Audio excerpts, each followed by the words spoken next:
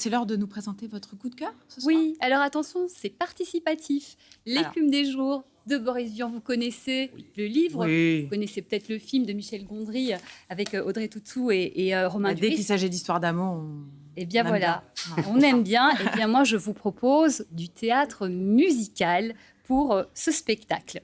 Vous nous rappelez de quoi ça parle? Oui, alors c'est l'histoire de Colin. Colin, il a tout pour être heureux, hein. Il est beau, il est jeune, il a des amis, il fait de la musique, il a de l'argent. Bref, c'est magnifique, sauf que non, Colin, il lui manque quelque chose d'essentiel. C'est quoi cette chose d'après vous? L'amour. L'amour, exactement. Eh bien, un jour, il va rencontrer la belle Chloé. Et à partir de ce moment-là, plus rien ne sera jamais comme avant. Regardez.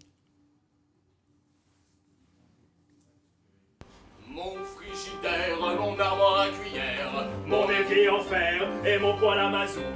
des draps qui chauffent, un pistolet à gaufre, un avion pour deux.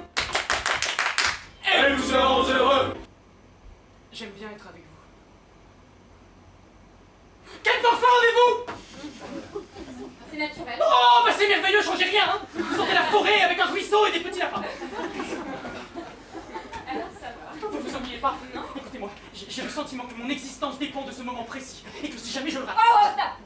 Je suis pas d'accord avec vous.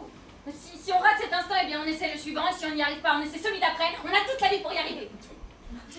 Évidemment, vous connaissez le refrain, les histoires d'amour finissent mal. En général. En général. En général, exactement. Évidemment, cette histoire ne va Très pas au taquet, Julien. déroger.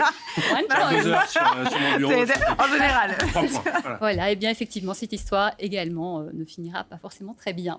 Alors, qu'est-ce que vous avez pensé de cette version théâtrale et musicale? Et musical, c'est un vrai coup de cœur, vraiment tant par la mise en scène hein, qui est inventive, drôle, dynamique, enfin, c'est vraiment une belle réussite. Et puis l'équipe, ce sont des jeunes comédiens qui ont vraiment compris l'esprit de liberté, de folie même de Boris Vian. Et puis ils s'amusent les uns avec les autres et finalement ils nous embarquent avec eux. C'est un super moment, le tout dans une ambiance jazz qui aurait évidemment énormément plu à l'auteur. Je vous rappelle qu'il était trompettiste. Donc voilà, ça s'appelle L'écume des jours et c'est à voir au théâtre Lucernaire à Paris. Votre premier clin d'œil de la saison maintenant, on passe de la nouvelle génération à un grand journaliste musical. Oui, il s'appelle Sacha Reims. Et donc, je peux vous dire que lui, il a commencé dans les années 70 et les stars, il les a mais fréquentés.